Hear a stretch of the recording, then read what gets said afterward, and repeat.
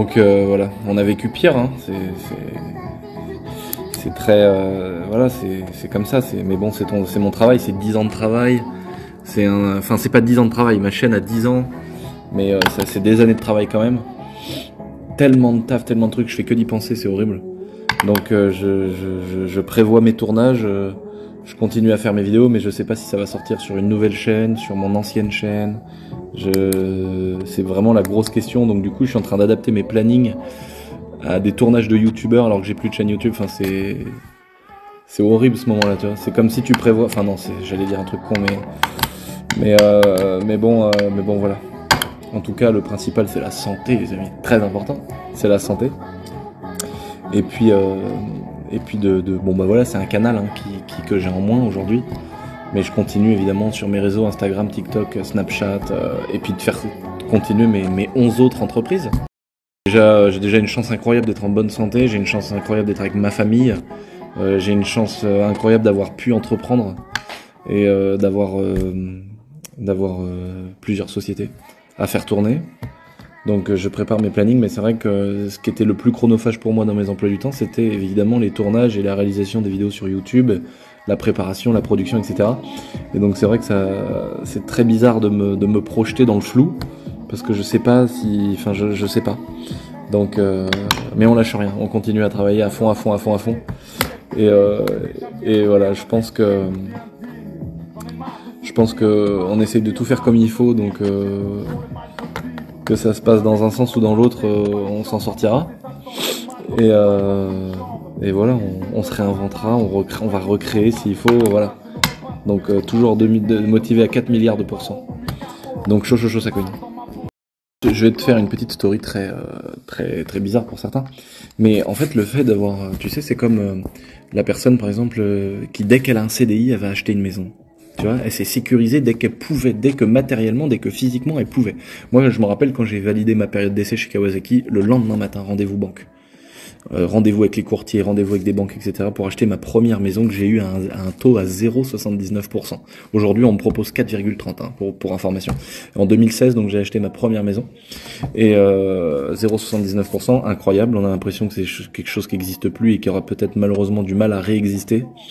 Et donc je suis content d'avoir fait ça parce que ça m'a permis de pouvoir investir dans l'immobilier vite, même si c'est pas forcément les convictions que j'aurais aujourd'hui si je repartais à zéro. Mais en tout cas, tout ça pour vous dire que je suis content parce qu'aujourd'hui je suis dans le flou, je sais pas trop ce qui va se passer avec ma chaîne YouTube, mais toutes ces années-là, j'ai investi. Donc si tu veux, aujourd'hui avec des dizaines d'employés, ben tu sais, t'as un énorme stress de dire comment je vais payer les gens. Et moi, ma chaîne YouTube, là, à ne pas la faire fonctionner, on va dire que c'est un manque à gagner d'environ 3000 € par jour. Donc chaque jour où ma chaîne YouTube n'existe plus, où elle a été supprimée ou pas, c'est à peu près 3000 € de pertes pures pour mon entreprise de vidéos. Donc je suis pas mécontent du tout d'avoir investi tout ce que j'ai gagné, tout ce que je gagne jusqu'à vendredi 22h quand je me suis fait pirater ma chaîne. Tout ce que j'ai gagné, j'ai réinvesti pratiquement 100%. Et les investissements, par exemple les montres, les voitures, les biens, etc., bah, c'est des investissements qui sont peut-être moins rentables que d'autres, mais qui me font beaucoup plaisir, mais qui servent aussi à certains de mes business. Et par exemple, une montre, elle va me faire beaucoup plaisir, mais pendant ce temps-là, tous les 10 ans, elle va à peu près doubler. Donc, je regrette pas d'avoir beaucoup investi parce que ça me laisse le temps, tu vois, je suis pas en flux tendu. Je me dis, bon, j'attends que soit YouTube me restaure ma chaîne, les équipes travaillent dessus, soit je vais recréer une chaîne. Et donc, du coup, ça me laisse le temps, si tu veux, de rebondir. Parce que je me dis, voilà, j'ai investi. On est jeune. Que vous soyez jeune, moins jeune ou vieux, investissez. Allez voir ma vidéo pour ceux qu'on... Bah, si, vous pouvez aller voir ma vidéo sur ma chaîne secondaire, parce qu'elle est encore là, elle. Sur l'investissement en bourse. Je pense qu'il est jamais trop tard. Le jour où vous le faites, c'est tous les jours le bon jour. Que vous soyez jeune, moins jeune ou vieux, ça change rien. C'est tous les jours le bon jour pour investir. C'est ça qui va vous fabriquer une retraite. Vous n'aurez pas les mêmes systèmes d'investissement, quoi. Si vous êtes plus jeune, vous allez viser le long terme pour avoir un effet avec les intérêts cumulés qui va vraiment être complètement exponentiel parce que vous visez le long terme, 20 ans, 30 ans. Si vous êtes moins jeune, Si vous êtes moins jeune, par exemple, vous avez 60 ans, c'est plus intéressant d'investir en bourse, mais d'aller chercher des dividendes c'est-à-dire que l'action que vous allez acheter en bourse va vous verser des loyers tous les mois, tous les 3 mois, c'est souvent les trimestres. Et elle va vous générer, vous allez choisir des actions qui vous génèrent beaucoup plus d'argent mensuellement, plutôt que des actions comme sur lesquelles j'investis moi, qui ai 20 ans, 30 ans devant moi, qui sont des actions qui vont moins me donner tous les mois, mais qui vont décupler avec la force des intérêts cumulés pour avoir de gros revenus dans 20 ans, 30 ans. Et donc, je le dis à tous les gens autour de moi, je le dis à tous mes amis, il y a 100 ans de recul sur la bourse, c'est plus sûr d'avoir de l'argent en bourse que de l'avoir de côté en banque. Et ça vous permet une très belle retraite, même si vous commencez avec 1000 euros, même si vous commencez avec 10 000 euros, même si vous commencez avec 500 euros. L'idée, c'est tous les mois de mettre ce que vous pouvez mettre. 100 euros, 50 euros, 1000 euros, tous les mois. Il y a des exemples incroyables, pas forcément celui de Warren Buffett, parce qu'on fait que d'entendre parler de Warren Buffett, qui est quand même un exemple qui est hors du commun, mais t'as des mecs qui ont investi 200 dollars tous les mois pendant toute une carrière. Et 200 dollars. Par contre, ils ont été assidus. C'est-à-dire que pendant toute une carrière, et il n'y a pas un mois où il a dit, ah bah non, là je suis court ce mois-ci, je n'investis pas, ou alors, ah bah attends, je retape dans ce que j'ai mis parce que j'ai besoin. C'est des gens qui ont été assidus pendant des années, ils ont fini à la retraite multimillionnaires. On parle pas de quelqu'un qui avait 1 ou 2 millions, on parle de quelqu'un qui avait 45 millions de dollars en capital boursier. C'est énorme. C'est-à-dire que si vous avez si vous avez 20 ans, 30 ans, 40 ans, c'est-à-dire que vous avez minimum 20 ans devant vous. Et donc là, vous pouvez choisir la solution des intérêts cumulés avec les années. Et puis tout ce que vous allez investir tous les mois, et tous les gains que vous allez avoir, vous allez les réinvestir. Et dans des trucs sûrs. On va prendre un exemple. Si vous investissez par exemple chez Coca-Cola, vous allez me dire, bah oui, mais si Coca-Cola ça coule, on fait comment? Bah déjà, si Coca-Cola ça coule, t'as pas mis tout ton argent chez Coca-Cola. Admettons que t'aies investi 1000 euros. T'auras mis 100 euros chez Coca-Cola, et puis 100 euros chez Hermès, 100 euros chez Total, 100 euros chez Airbus, 100 euros chez American Tobacco, enfin peu importe. Ça veut dire que t'auras diversifié avec 10 actions, 10 titres. Si une des actions coule, admettons Coca-Cola, ça coule. Et ben les 9 autres actions t'auront rapporté plus que la perte générée par l'entreprise Coca-Cola qui se serait écroulée. Donc dans tous les cas, c'est très très dur de se retrouver perdant. Et puis quand bien même pour faire couler une boîte comme Coca-Cola, admettons qu'il y a un scandale de pédophilie, un truc incroyable sur le patron de Coca-Cola, ou qu'il y a un scandale, les gens tombent malades en buvant du Coca. Coca aujourd'hui c'est une société qui détient 800 marques. Orangina, Fanta, Ice-T, plein de trucs. Donc imagine que Coca-Cola coule, et ben la société mère Coca-Cola détient 800 marques. Ça veut dire qu'elle va continuer à marcher presque aussi bien. Donc elle va continuer en plus, pour pas perdre ses actionnaires, à verser des dividendes. Donc elle va continuer à te faire gagner de l'argent. Et donc, tu vois, tu vois, par exemple, les pires crises qui ont été connues, la crise des subprimes en 2008, mais en quelques années ou mois, ceux qui sont restés sur leur position, ben, ont continué à gagner de l'argent. Évidemment, tu viens matérialiser ta perte quand il y a une galère.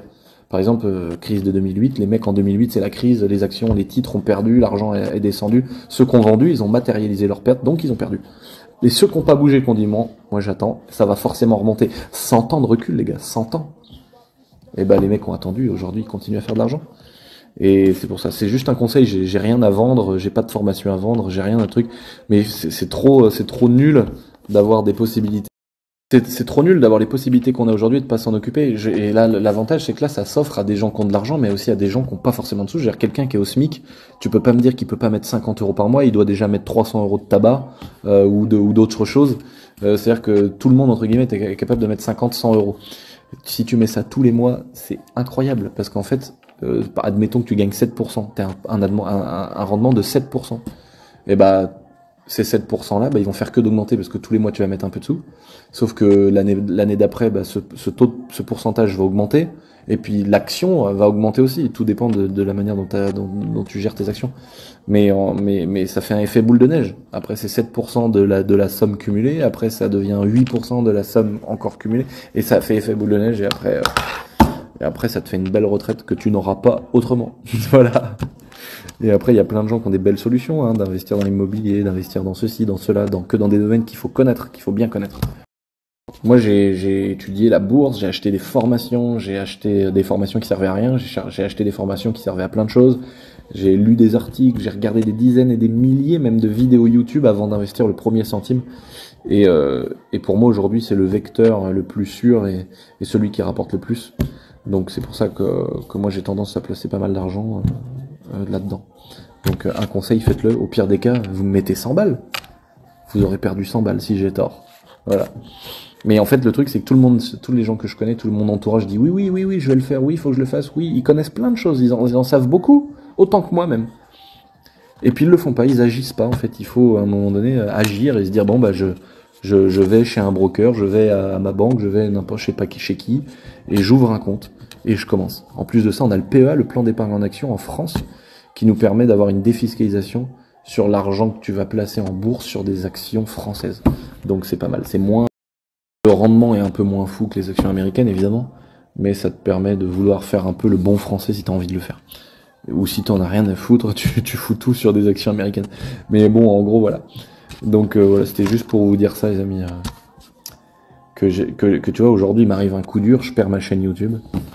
Je perds mes 2 chaînes YouTube. Et je suis quand même, entre guillemets, serein, parce que je me dis, bon, bah voilà, tout ce que j'ai fait pendant ces années-là, ça s'est pas envolé.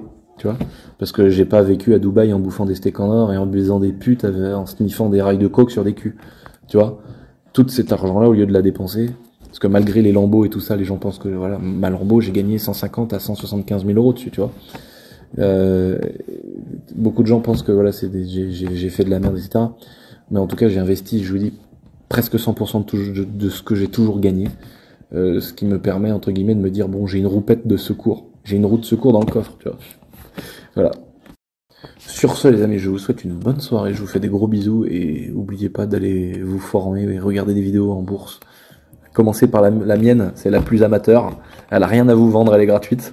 Et je vulgarise vraiment le sujet pour essayer de comprendre pour ceux qui connaissent rien du tout. Mais en tout cas, faites-le, ça va changer vos vies. Ça va changer vos vies, hein. Vraiment. Voilà. Ça cogne, nous on lâche pas, on va essayer de récupérer cette chaîne. Nom de Dieu, on va pas lâcher le bordel, je le dis.